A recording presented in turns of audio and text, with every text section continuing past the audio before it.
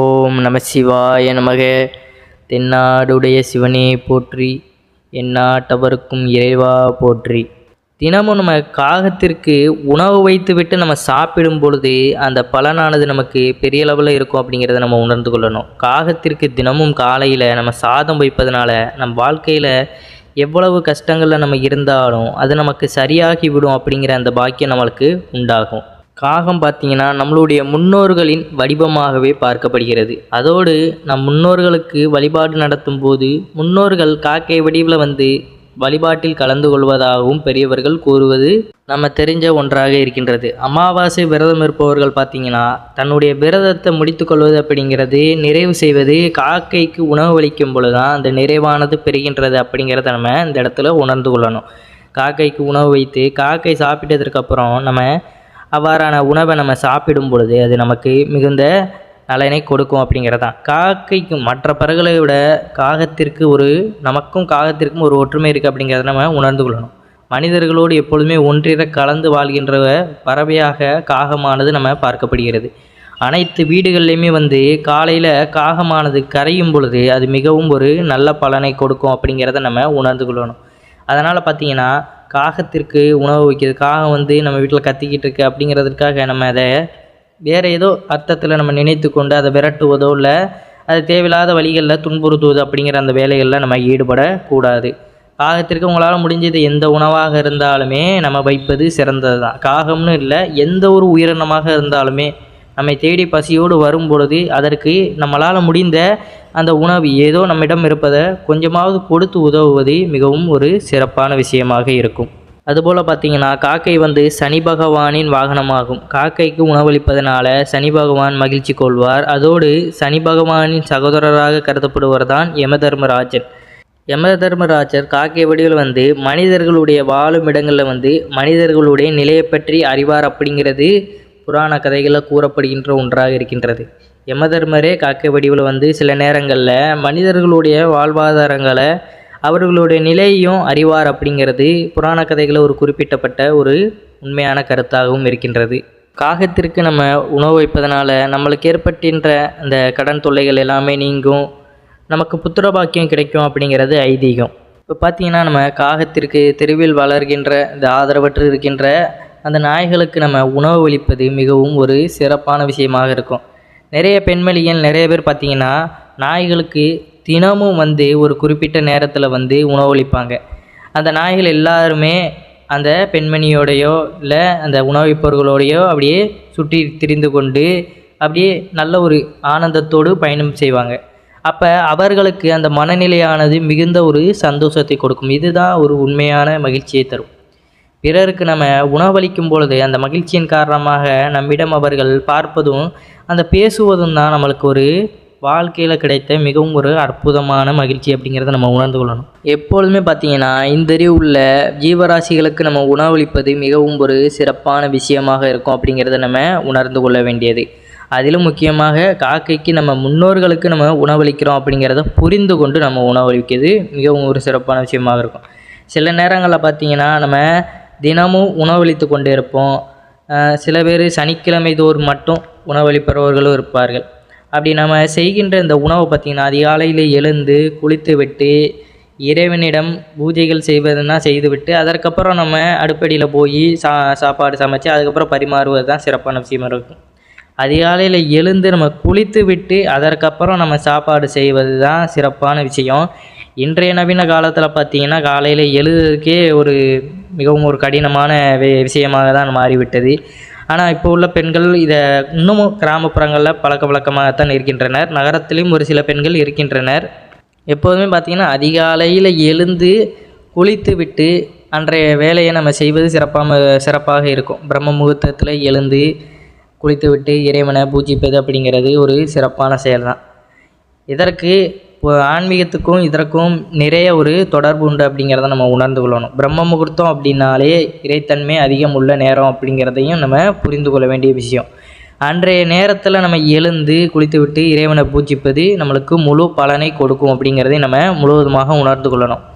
இது முன்னோர்கள், அதாவது நம்ம இப்போ பாட்டி நம்மளுடைய அம்மாக்கள்லாம் இந்த வழிமுறையை கடைபிடித்து வருவார்கள். ஆனால் இன்றைய தலைமுறைகள் பார்த்திங்கன்னா இவ்வாறான செயல்பாடுகளில் ஈடுபட்டு கொண்டு வரமாட்டார்கள். எதற்கு காரணம்னா, அன்றைய நாட்களில் பார்த்திங்கன்னா அந்த வழக்க முறைகளில் அவர்கள் அம்மாமார்கள் பார்த்திங்கன்னா கட்டாயம் கொண்டு வந்திருப்பார்கள்.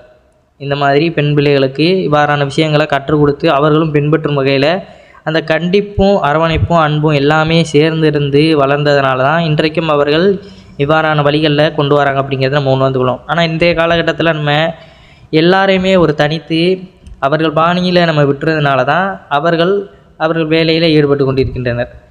இது அவர்களுடைய சுதந்திரம், அதை நம்ம ஒன்றும் சொல்வது கிடையாது. ஆனாலும் இந்த பழக்க வழக்கங்களை நம்ம முதல்ல இருந்தே கற்றுக் கொடுத்து வருவது தான் ஒரு சிறப்பான விஷயமாக இருக்கும். சிறு குழந்தைகளுக்கு நீங்கள் ஆரம்பத்திலிருந்தே அம்மாமார்கள் பார்த்திங்கன்னா ஆரம்பத்திலிருந்தே நீங்கள் இந்த பழக்கத்தை கொண்டு வரும் பொழுது அவர்களுடைய வயதிலும் அவர்களும் அந்த ஸ்டேஜுக்கு வரும்பொழுது அவர்களும் புரிந்து கொண்டு அதே பழக்கத்தை கொண்டு வருவார்கள்.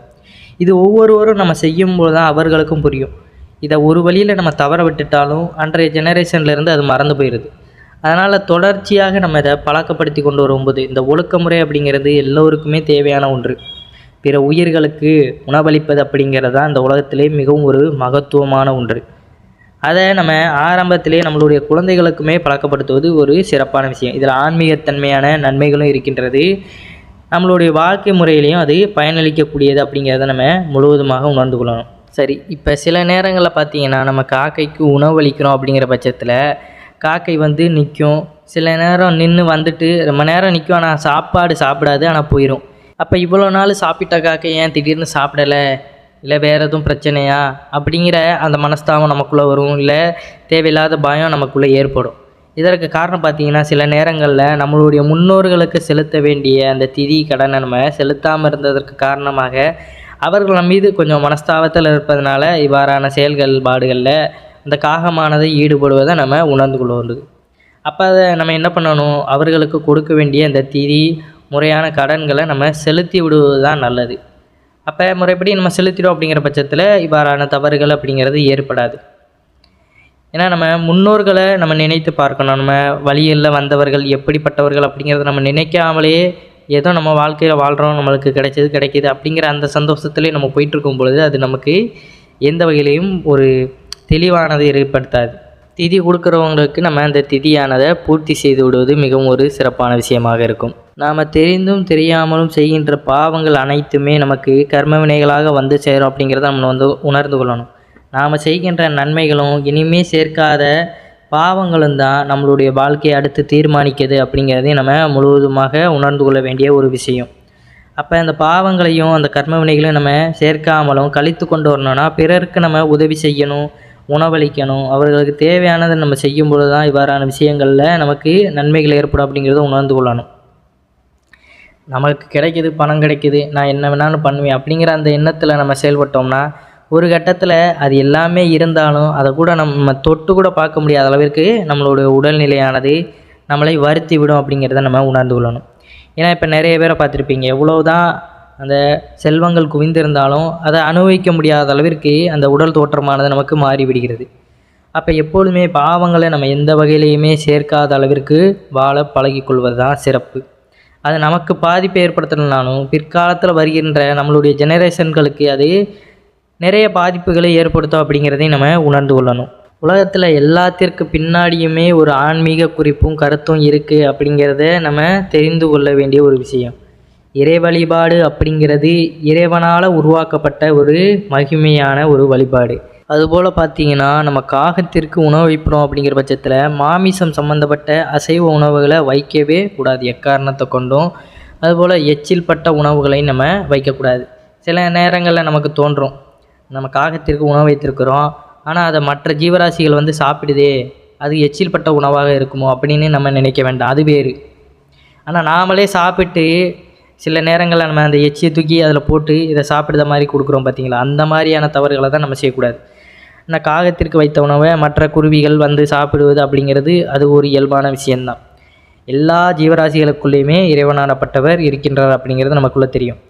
எச்சில் அப்படிங்கிறது நமக்கு தெரிந்த ஒன்று. எச்சில் பட்ட உணவு அப்படிங்கிறது அனைவருக்குமே தெரிந்த ஒன்று தான். வேண்டும்னே நம்ம செய்கின்ற அந்த தவறு தான் நமக்கு துன்பத்தை கொடுக்கும். இவ்வாறான விஷயங்களையும் நம்ம தெரிந்து கொள்வது சிறப்பு தான். அதனால் அசைவ உணவுகள் எந்த ஒரு மாமிசமான உணவாக இருந்தாலும் அதை காகத்திற்கு படைக்க வேண்டாம். அது நமக்கு பாவங்களை தான் வந்து சேரும் அப்படிங்கிறத நம்ம உணர்ந்து கொள்ளணும். தினம்தோறும் உங்களால் முடிஞ்சது ஒரு உயிருக்காவது உணவளிப்பது மிகவும் சிறப்பான விஷயமாக இருக்கும். காகத்திற்கு நீங்கள் உணவளிப்பது ஆன்மீகத்திலையும் நம்மளுடைய வாழ்க்கையிலும் நல்லதை ஏற்படுத்தும். அதுபோல் பார்த்திங்கன்னா மற்ற ஜீவராசிகளுக்கும் நம்மளால் முடிந்த அந்த உதவிகளை செய்வது சிறந்த விஷயந்தான். காகத்திற்கு அதிகாலையில் நம்ம சாப்பிடுவதற்கு முன்னாடியே உணவளித்து விட்டு காக்கா என்று நம்ம கூறும் பொழுதே அந்த காகமானது வந்து அது மட்டும் வராது. காகத்திற்கு இன்னொரு தனிப்பெருமை உண்டு. பார்த்திங்கன்னா காகமும் நம்ம மனிதர்களைப் போல ஒற்றுமையாக வாழக்கூடிய ஒன்றாக இருக்கும்.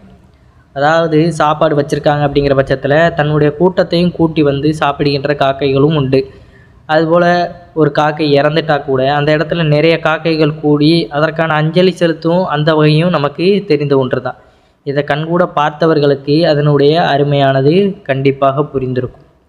அதனால் காக்கை போன்று மனிதர்களுடைய இயல்பாக பழகக்கூடிய காக்கை போன்ற ஒரு பறவையை நம்ம இந்த மற்ற பறவைகளிடத்தில் அதை நம்ம எதிர்பார்க்க முடியாது.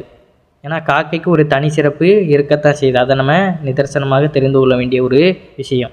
ஏதேதோ தேவையில்லாத விஷயங்களில் நம்ம காசை விரயம் பண்ணுறதை விட மிருகங்களுக்கு நம்ம உகந்த அந்த உணவுகளை அளிப்பது மிகவும் ஒரு சிறப்பான விஷயமாக இருக்கும்.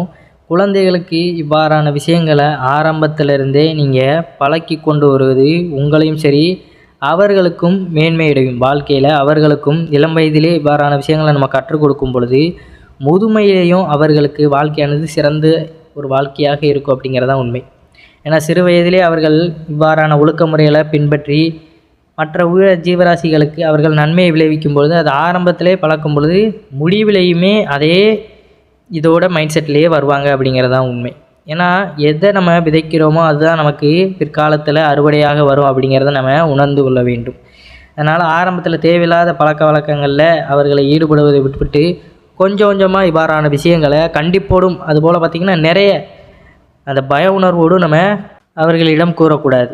ஏன்னா குழந்தைகள் இப்போ உள்ள காலகட்டத்தில் பண்ணி அப்போ உள்ள குழந்தைகள் பார்த்திங்கன்னா நிறைய கண்டிப்போடு அப்படி வளர்ந்தாலும் பெற்றோர்கள் கீழ்ப்படிந்து நிறைய நல்ல ஒழுக்க முறையில் பற்றி வாழ்ந்து கொண்டு இருக்கின்றனர். ஆனால் இப்போ உள்ள காலகட்டத்தில் பார்த்திங்கன்னா குழந்தைகளுடைய அந்த மைண்ட் செட் அப்படிங்கிறது கொஞ்சம் கொஞ்சமாக வேறு வகையில் தான் இருக்கின்றது. அப்போ பார்த்திங்கன்னா நம்ம நிறைய கண்டிப்பு வளர்க்கும் பொழுது அவர்கள் தேவையில்லாத விபரீத முடிவுகளை கூட ஏற்படுத்தி கொண்டிருக்கின்றனர். அது நிறைய செய்திகளில் கூட நம்ம பார்த்துருப்போம். அதனால் அன்பான முறையில் நம்ம எப்படி பக்குவப்பட்டு அவர்களுக்கு கூற முடியுமோ அந்த வகையில் அந்த ஒழுக்க முறையில் நம்ம கொண்டு வருவது தான் சிறப்பு. சிறு குழந்தைகளுக்கு எப்பொழுதுமே இந்த தொலைபேசி அப்படிங்கிற நம்ம யூஸ் பண்ணுற இந்த மொபைல் ஃபோனை எப்பொழுதுமே அவர்களுக்கு பயன்படுத்தும் வகையில் நம்ம நோண்டக்கூடாது. அவர்களுக்கும் அதை பழக்கப்படுத்தக்கூடாது அப்படிங்கிறதான் சிறப்பான விஷயமாக இருக்கும். ஆரோக்கியமான உணவு முறைகளையும் ஆரோக்கியம் சம்மந்தப்பட்ட உடல் பயிற்சிகளையும் நம்ம ஆரம்பத்திலிருந்தே அவர்களுக்கு பழக்கி கொள்வது நல்லது. ஏன்னா நமக்குத்தான் இந்த உடற்பயிற்சிகள் இதெல்லாம் செய்வதற்கு கற்றுக் கொடுப்பதற்கு நேரம் இல்லை. ஆனால் இப்போ உள்ள ஜெனரேஷன்களுக்கு நம்ம சொல்லிக் கொடுப்பதற்கு நிறைய டைம் இருக்கும். அதனால் ஆரம்பத்திலேருந்தே உங்களுக்கு தேவையான அந்த ஆரோக்கியமான உணவுகள் எல்லாத்தையுமே அவர்களுக்கும் அதை சொல்லிக் கொடுத்து வளருவது மிகவும் ஒரு சிறப்பான விஷயமாக இருக்கும். இவர்கள் வளர்வர்கள் மற்றவர்களையும் இதே போல் அவர்கள் மாற்றுவார்கள் அப்படிங்கிறதான் நிதர்சனமான உண்மை. அனைவருமே என்றுமே இறையருள் பெற்று நலமுடன் வாழ வேண்டும். அனைத்து ஜீவராசிகளுக்கும் அனைத்து அன்பையுமே நம்ம சரிசமமாக பகிர்ந்து கொடுக்கும் பொழுது அது நமக்கு நன்மையை கொண்டு வரும் அப்படிங்கிறதான் நிதர்சனமான உண்மை. நன்றி, வணக்கம். ஓம் நம சிவாய நமக.